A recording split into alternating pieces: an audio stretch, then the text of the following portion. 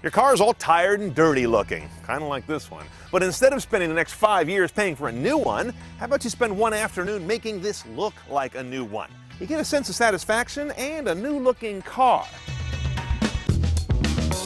Now, wheels, with their complicated patterns and dirt in every little nook and cranny, are perhaps the best reason to have someone else wash your car. I hate doing these. That's why I found this stuff. The motorcycle guys turned me onto it. It's called S100 Wheel Cleaner. If it avoids you having to go through every nook and cranny with one of these dumb brushes, I'm in.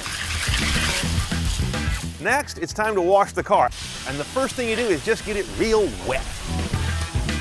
Okay, bucket number one, bucket number two. This one's where you're gonna make your soapy water. Fewer folks do number two. That's gonna be plain water to rinse the grit out of our wash mitt periodically, so we're not just spreading it around the car.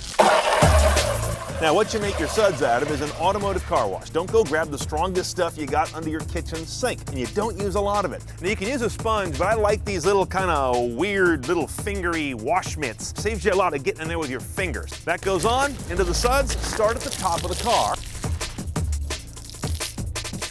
Inside the wheel lip, around this rocker. Oh, here's an old trick the old guys use. They take off the nozzle and do a simple rinse with just the hose. They reason it all comes off as one piece and takes the dirt off better.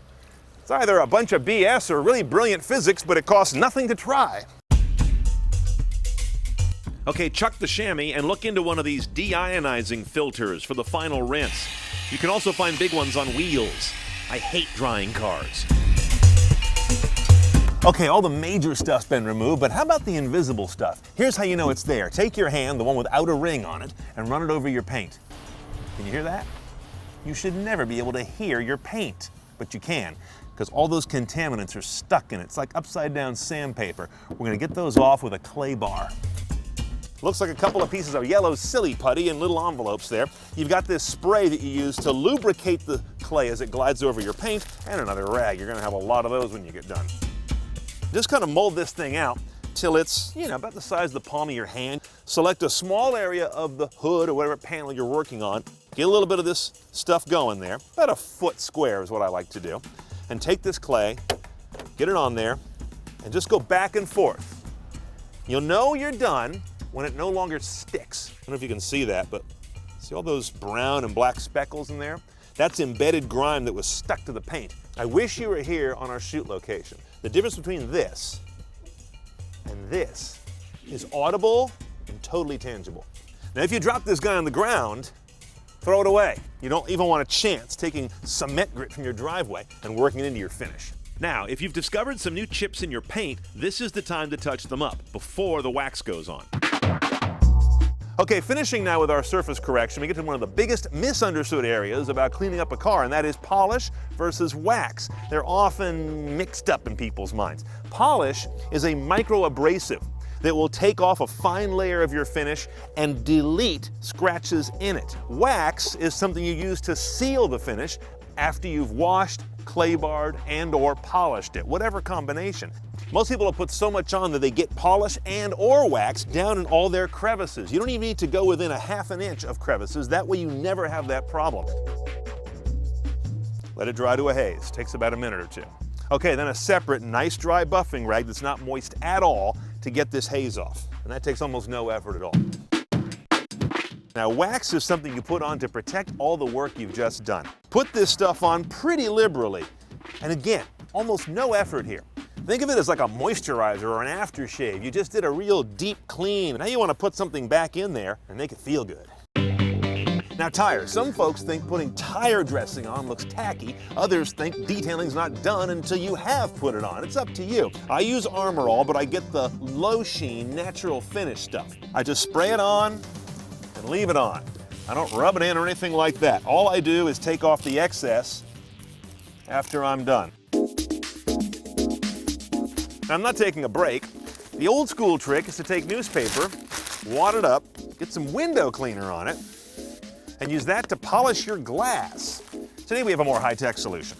And that's stuff like Rain-X, which turns your glass into a more sealed, more hydrophobic environment. You polish this stuff in kind of like a polish or a wax, and And once it dries to a haze, you buff it off, and you'll be amazed how the water runs off. Look here as I spray with a water bottle on the side of the windshield that I did seal and the side that I didn't. You can see that water just runs away on the Rain-X side. It's good stuff. Chrome cleans up great with glass cleaner. You can also use real fine steel wool if it needs it, but only if it's real metal. Now, there are lots of products to restore those faded black parts. These two work pretty well for me, though none of them do it permanently. Next thing is, Lexol's great for leather. You've probably seen this stuff. It's not cheap, but it really works. And if you've got extremely stiff, dried out leather, take a big old sloppy handful, massage that stuff in until it's a wet mess, then leave it that way. In fact, I might even put a little plastic over it, keep it moist, park it for a day or two out of the sun, come back and wipe off the excess. That leather will have come back to life. For general use around the car, I like this, once again, low sheen Armor All. Same stuff we use on the tires. And when you're doing your glass, I use a non-ammonia glass cleaner. Spray Away is a great one. This stuff is great for the glass, as well as we mentioned earlier, great for the chrome.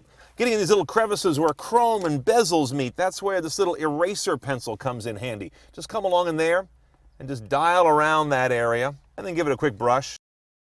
You may think this stuff is tiny, but in some, this is what says new and fresh to your eyes, not the broad stuff like just smearing some Armor All around. Okay, as you're just about seeing the light at the end of the tunnel of your detail, what do you do to keep the car nice day to day? First of all, keep one of these big old car duster brushes in the trunk. Don't use it on a filthy car, but if it's dusty, these are great. They sharpen the car right up. Glass cleaner is great for glass as well as for chrome bright work around the car. Again, real quick, spray it on, microfiber rag, take it off. And then you've got these instant detailers, a lot of brands of these. Give it a quick spritz with this, wipe it dry. It's kind of a cleaning, waxing all in one. Nice. Half a day is about what it's going to take you to do your car right. When you're done, you got a car that looks phenomenal. It's actually more fun to drive because you just feel good about it. I'm sure you've got some great detailing tips that I don't know. Send them to me on cars@cnet.com. Now go get your car cleaned up.